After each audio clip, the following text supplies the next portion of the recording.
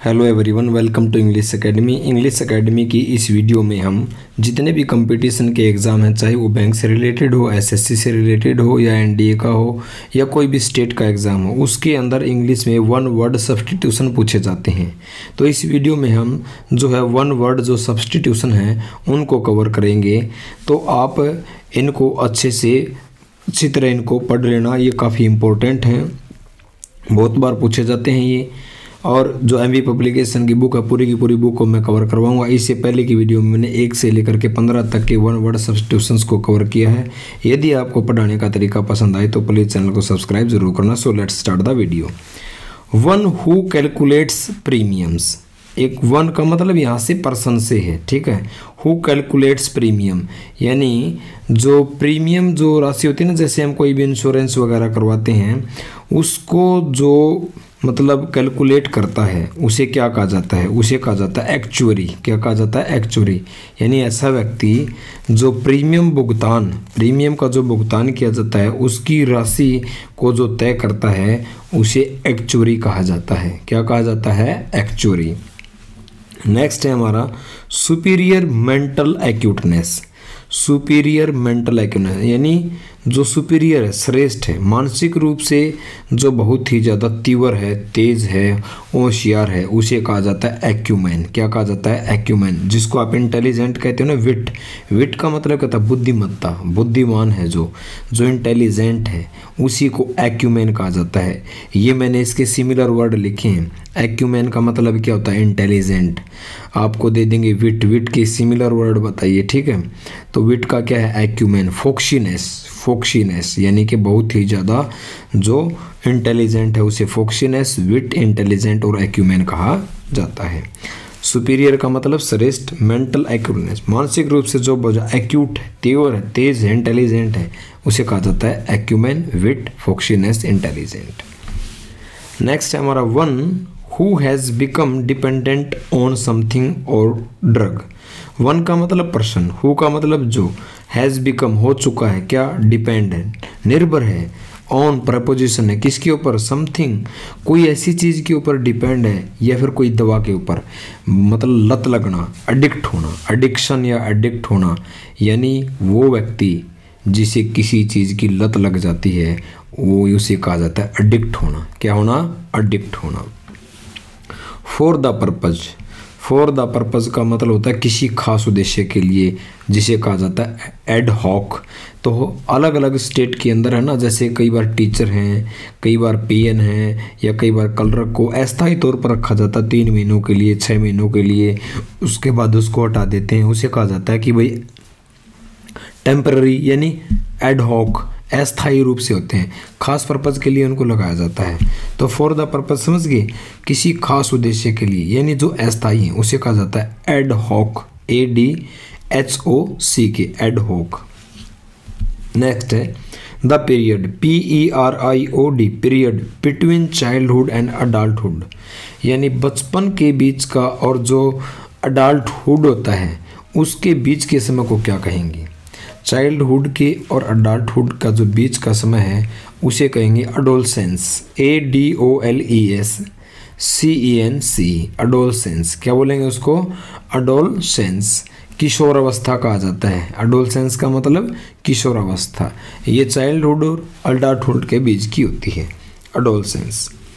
Having physical और mental skill, शारीरिक भी और मानसिक भी, जिसके अंदर स्किल है, कौशलता है, उसे एड्रोइड कहा जाता है।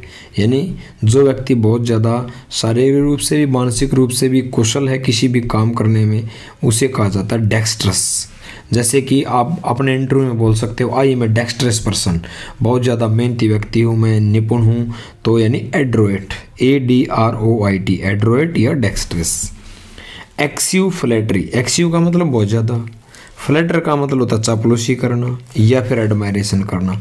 कई व्यक्ति होते हैं ना, कहीं पर भी, चाहे वो गवर्नमेंट जॉब के अंदर हो चाहे प्राइवेट सेक्टर के अंदर हो, जो दूसरे मतलब अपने बॉस की चापलूसी करते हैं, खुशामंद करना, ठीक है, उसकी है ना प्रशंसा करते हैं, बहुत ज़्यादा प्रशंसा करते हैं, ताकि वो अपना जो बॉस है ना खुश रहे, और वो काम चोर होता है, तो उसे कहते हैं एक्सिव फ्लैटरी या फिर एडमायरेशन। यानी बहुत ज़्यादा चापलूसी करना, किसी की प्रशंसा करना, उसे कहा जाता है ADULATION, अडोलेशन। अडोलेशन क्या कहा जाता है? अडोलेशन। हैविंग एक्स्ट्रा मैरिटल रिलेशनशिप, यानी कि शादी के बाद भी किसी के दूसरे के साथ अतिरिक्त वैवाहिक रिलेशन होना, उसे कहा जाता है अडल्ट्री, ADULTERY, यानी विवाहेतर संबंध, विवाहेतर संबंध। नेक्स्ट है living in air. Living in air का मतलब होता है कोई चीज़ हवा में स्थित होना, उसे कहा जाता है एरियल। क्या कहा जाता है? एरियल। नेक्स्ट हमारा 25 ए स्मॉल एयरफील्ड, मतलब ए छोटा सा, स्मॉल एयरफील्ड। तो ए क्या है यहाँ पर? वैसे आर्टिकल है, डिटर्मिनर है, स्मॉल क्या है? एडजेक्टिव है, तो ये क्या हो गया? नाउन हो गया। तो एक छोटा सा जो है एयरफील्ड को कहा जाता है विमान पतन, यानी एरोड्रोम। क्या कहा जाता है? एरोड्रोम, AERODROM, एरोड्रोम यानी विमान पतन। Of designing buildings and operating aircraft, यानी वो साइंस जो क्या करती है? डिज़ाइन करती है, प्रैक्टिस करती है, बिल्ड बनाती है और ऑपरेट करती है एयरक्राफ्ट को, उसे कहा जाता है एरोनॉटिक्स। क्या कहा जाता है उसे? एरोनॉटिक्स। यानी विमान को बनाना, यानी विमान बनाना का और उड़ाने का जो विज्ञान होता है, उसे एरोनॉटिक्स कहा जाता है। The science and practice of designing building and operating A aircraft is called aeronautics. Next है पर्सन हु लव्स ब्यूटी, यानी ऐसा व्यक्ति जो क्या है?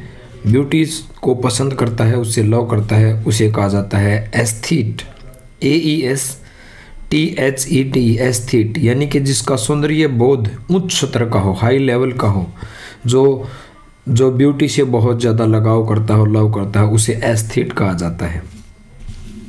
Regarding appreciation of beauty, regarding के संदर्भ में, एप्रिसिएट का मतलब होता है प्रशंसा करना, एडमायर करना, एप्रिसिएट करना, अपलोड करना।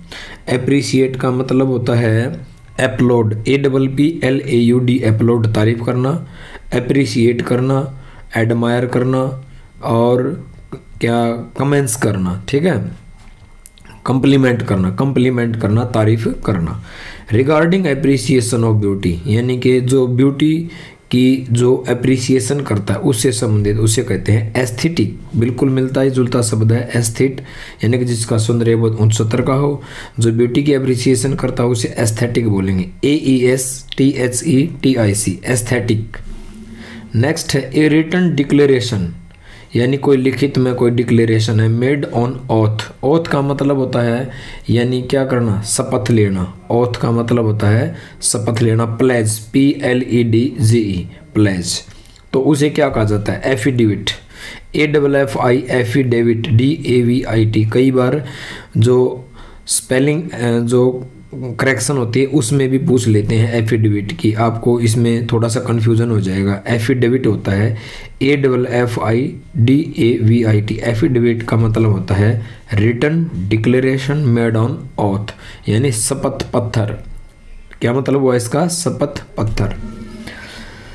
Determination of the relating of something, यानी डिटर्मिनेशन का मतलब होता है दृढ़ निश्चय, फर्म करना, ठीक है, रिजोल्यूट करना। Of the relation of something, यानी किसी चीज़ के प्रति आपका जो है, जो रिलेशन है वो बहुत डिटर्मिनेशन है, यानी औपचारिक संबंध होना, उसे कहते हैं एफिलिएशन, AFFILIATION, एफिलिएशन, यानी किसी का किसी से औपचारिक संबंध होना, उसे कहा जाता है determination of the relation of something, affiliation. Next है हैविंग ए नेचुरल सिमिलरिटी, यानी कि स्वाभाविक सिमिलरिटी होना, समानता होना। टू, या फिर अंडरस्टैंडिंग ऑफ, किसी से आपकी जो समझ है उसके अंदर सिमिलरिटी है, समानता होना, उसे कहते हैं एफिनिटी। क्या कहा जाता है उसे? एफिनिटी। एफिनिटी का मतलब किसी चीज़ से समानता होना या उसकी समझ होना, उसे कहते हैं affinity. Having a natural similarity या फिर अंडरस्टैंडिंग ऑफ, उसे कहते हैं एफिनिटी।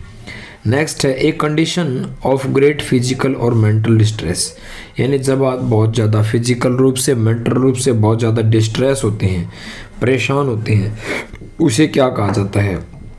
उसे कहा जाता है एफ्लिक्शन। AFFLICTION, affliction. एफ्लिक्शन का मतलब होता है एग्नी, यानी पीड़ा होना। क्या होना? पीड़ा होना। एफ्लिक्शन कहा जाता है उसे। पीड़ा या किसी भी चीज़ से पीड़ित होने की जो आपकी सिचुएशन होती है उसे एंग्विश। एंग्विश का मतलब भी पीड़ा, दुख, दर्द, पेन कह सकते हो, एंग्विश कह सकते हो, एग्नी बोल सकते हो, एफ्लिक्शन कह सकते हो आप इसे। और आज की वीडियो का जो लास्ट जो वन वर्ड सब्स्टिट्यूशन है वो है wealthy, having abundance of money. Abundance का मतलब होता है प्रचुर मात्रा में, ठीक है, एनफ। जब आपके पास बहुत ज़्यादा पैसे हों तब उसे क्या बोला जाएगा? तब बोला जाएगा एफ्लुएंट। क्या बोला जाएगा? एफ्लुएंट, यानी समृद्ध होना, प्रोस्परस होना।